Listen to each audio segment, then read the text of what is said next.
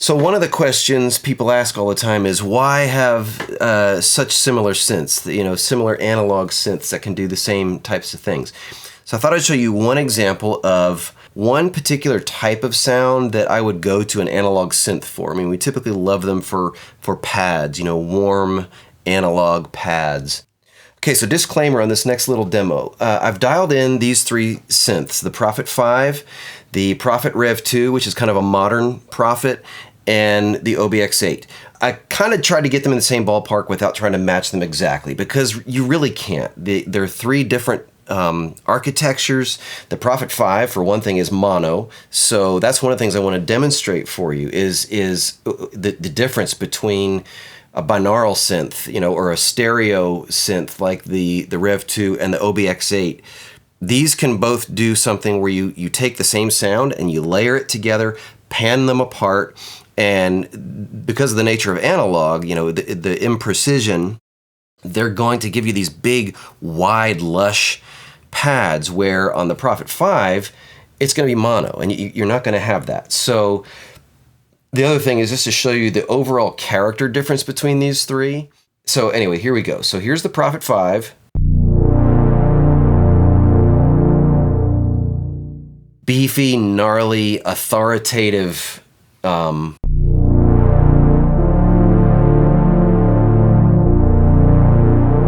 sounds great, but again, it's mono. It's coming at you straight up the middle. It's not wide. There's no width to it whatsoever. So watch what happens when I dial in the same kind of sound on the Prophet Rev 2.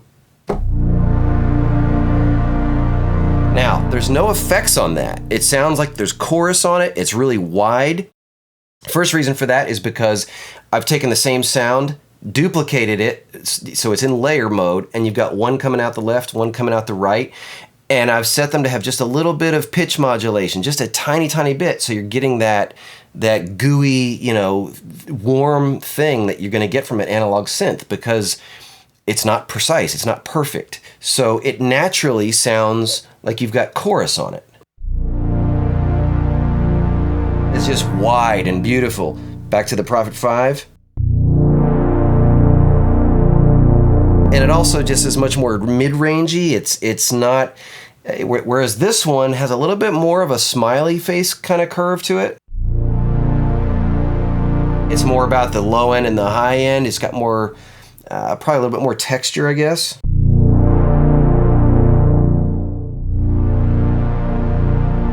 And of course, the oscillators are different in here. So now, let's go over to the OB-X8, which is going to be a lot more like the Rev 2. And let's see what this one sounds like. Now, the filter envelope I don't have quite matched here, but you can hear how this one's the king of lush and creamy and beautiful. Now, see right there? The one big downside of the X8 is it's only got 8-note polyphony total, so when you've got it in layer mode, you cut it in half. So you've only got 4-note polyphony. So you got to be really careful which 4 notes you play.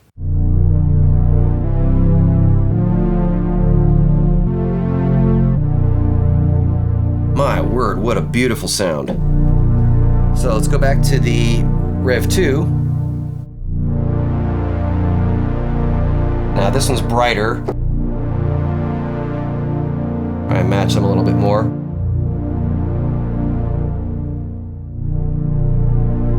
This one sounds more understated right now, but let's try and match this a little bit. So one thing that right now in this early version is a little frustrating. When you're in double mode, you can't just change both layers at the same time. Like watch this on the Rev 2.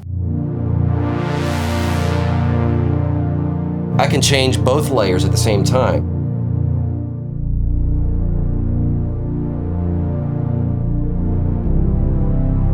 I'm hoping that Sequential Oberheim is going to add that in a firmware update. They say that they're working on that, so hopefully. But right now, if I want to change this, I got to do it one layer at a time. So let's go to the lower layer.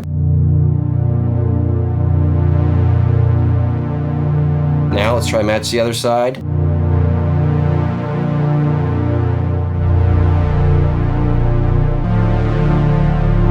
Man, God, that sounds good. Let's try and match that over here. I can actually do it with the mod wheel.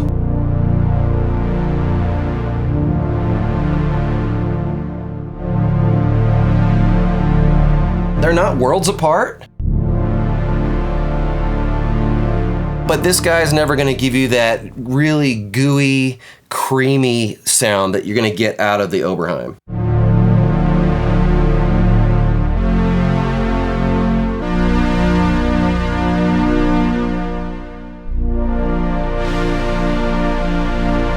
This one's kind of got more of a brassy type thing.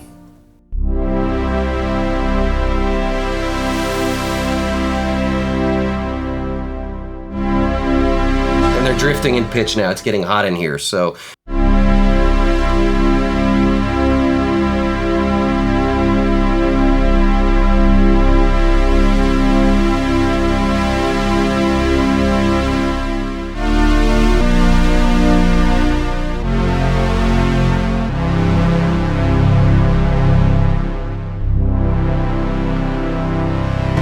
Man, huge difference in pitch now.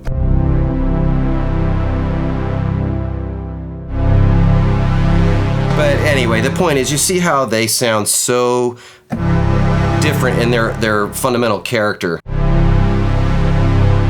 That sounds like it has chorus on it, but it doesn't. It's just the interplay between all those oscillators and filters interacting. Well, there's only 2 oscillators, but you know what I mean.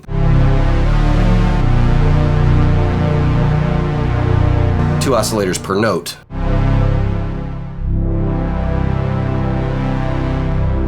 So one thing I think that it points out is that the Rev 2 is really a capable synth. It has a lot in common with Oberheims. They share one of their filters in common.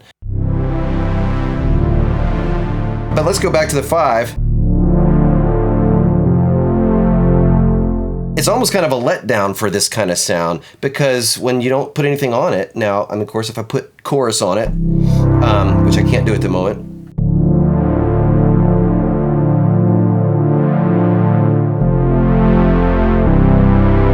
But man, if you layer 2 of these or you double track it, then you could get some of these big, wide kind of sounds. But anyway, just wanted to show you.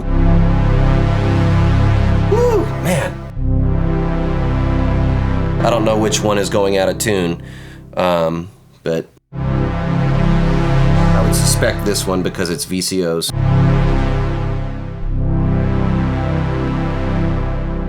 Let's tune this one for a second.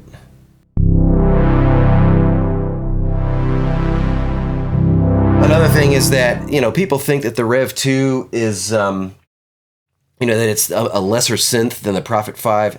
It's not. The Rev 2 is actually way more synth, especially for the dollar. It's 16-note polyphony, so even in layer mode, you still get 8 notes, and you get these big, lush stereo sounds, where with the Prophet 5, you've only got 5 notes to work with, and it's mono. So if you want stereo, you got to do everything twice, you know, track it twice, and alter the second pass so that they sound different.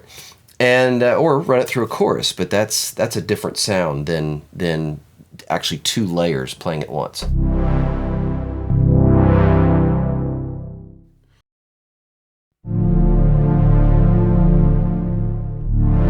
Yeah, so this one had gone out of tune.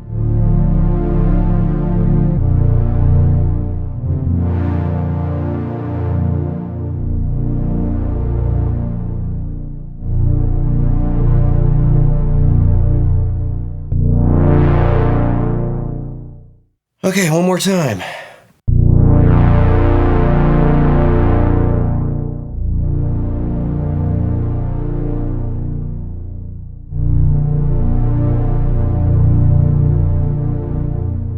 So, all right, there you go. Okay, so now let's look at a different type of sound. Let's something a little bit more punchy and brassy. We've looked at the pad thing, so let's go to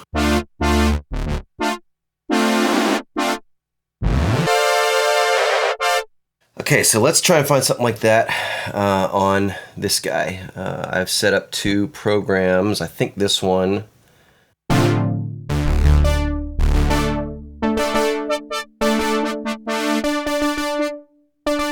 First things first, we got to get these in the same octave.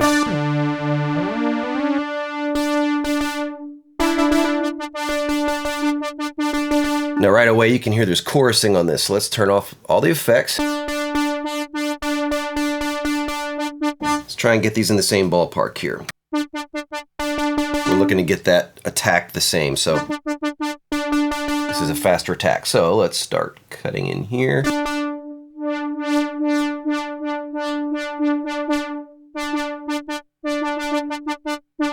can already hear there's some serious spread happening on this one, so it actually sounds really big and fat already.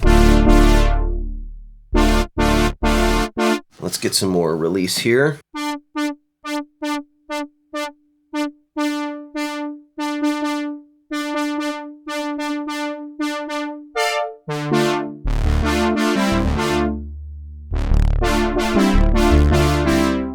So already you can kind of tell the Rev 2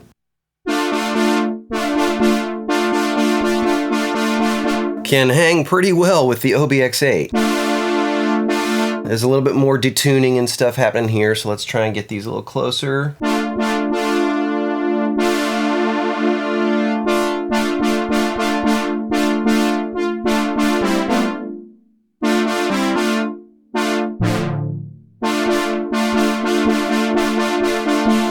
So again, showing that the Rev 2 is a stellar synth and can even stand up to big dogs like the OB-X8.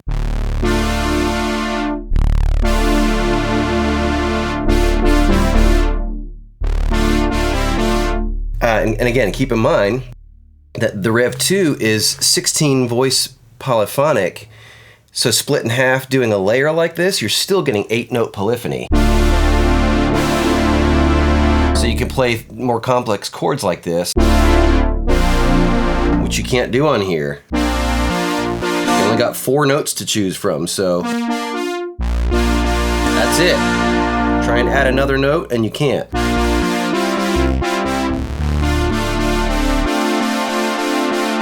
See, so that's something to consider.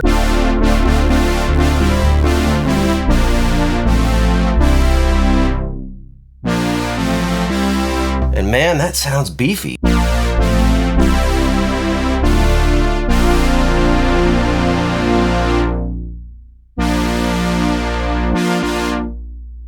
There you go.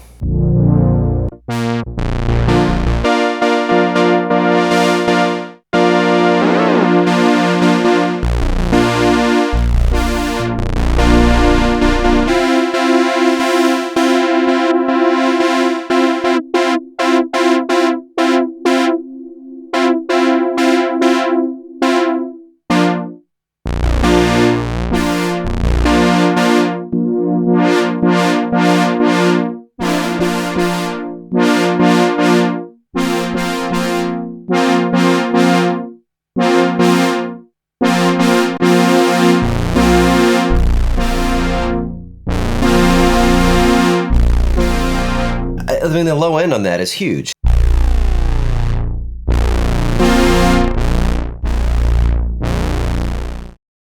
So again, the next time somebody tells you that the Rev 2 can't stand up to the Prophet 5, slap them. It's...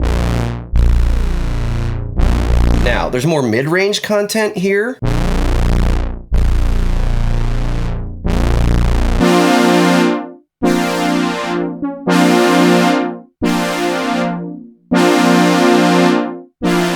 So, sorry, forgive my sloppy playing here.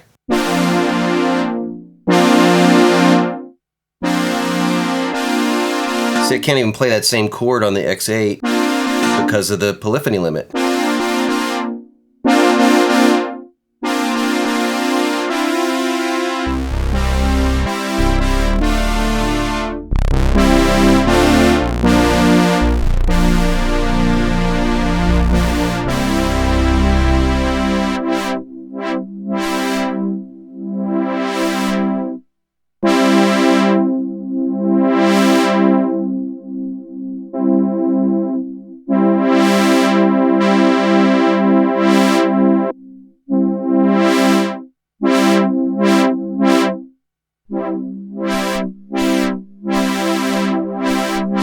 tuning is a little wonky too. One of them is going out again because it gets really warm in here when I'm filming.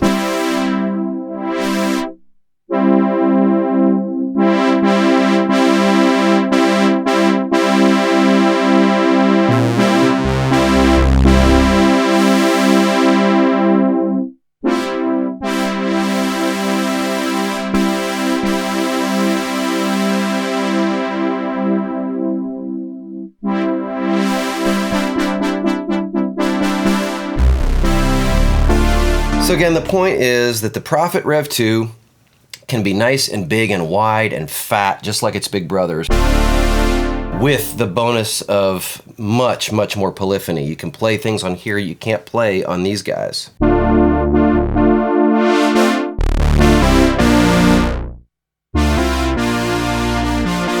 And again, here, man, you're really bumping up against that 4-note polyphony limit.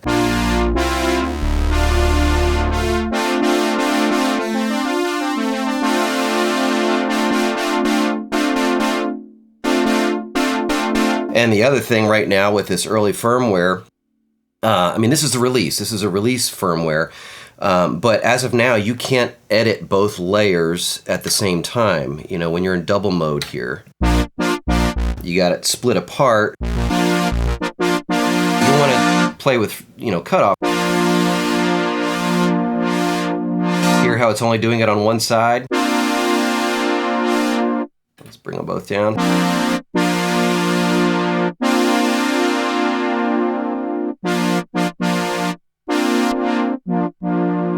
So now,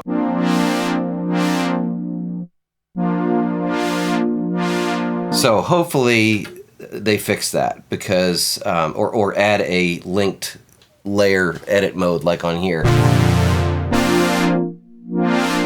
On the Rev 2, you can affect both sides at the same time.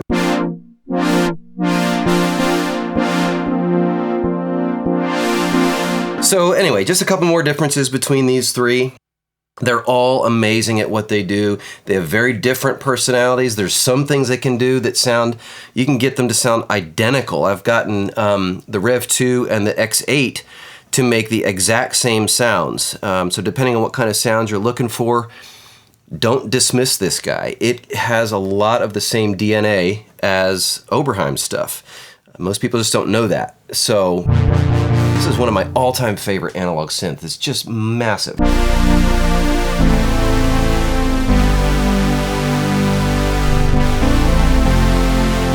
And, you know, again, 8-voice polyphony, even when it's stereo layered, whereas this guy... let me go back to my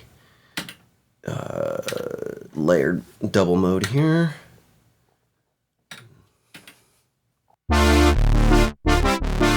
Sounds big, but... yeah, now there's a big...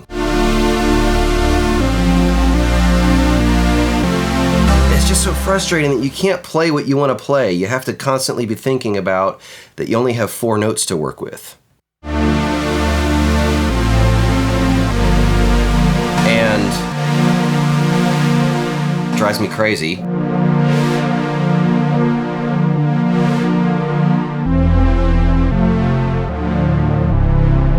That you can't edit both sides at the same time. So, you know, the big question. A lot of guys saying, why would I spend $5,000 on this synth when it's so limited in a couple ways? Well, because it's all about sound. Nothing else. The Prophet's stunning synthesizers and some of my favorites, but there's something about the tonal character. I mean, when you turn this up, I'm listening on big PMC mastering monitors here, it's just stunning.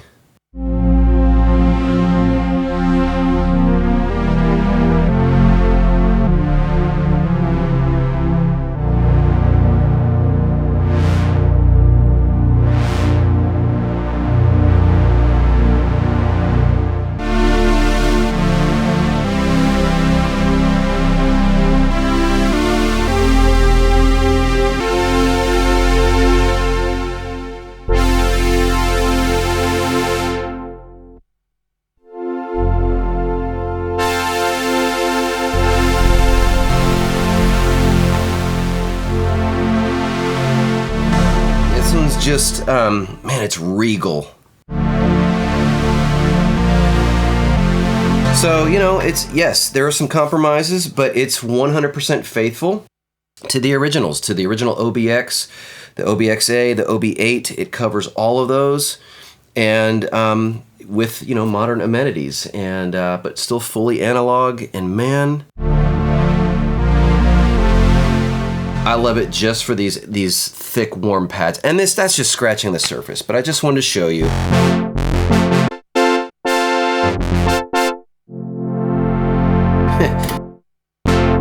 How the Prophet 5, you know, being mono can really sound so limited by, and even small by comparison when you're jumping back and forth like this.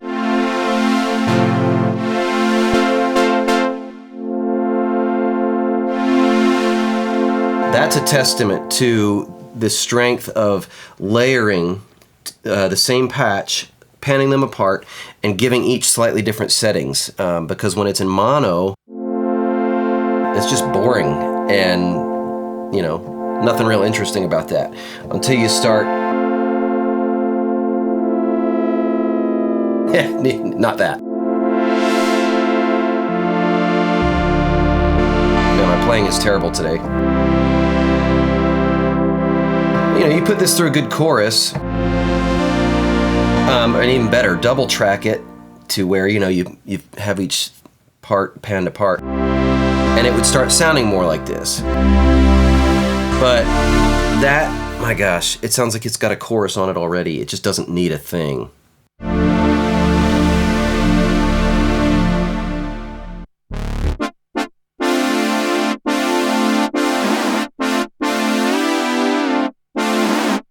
Anyway, I hope that sheds a little light on the differences between these three.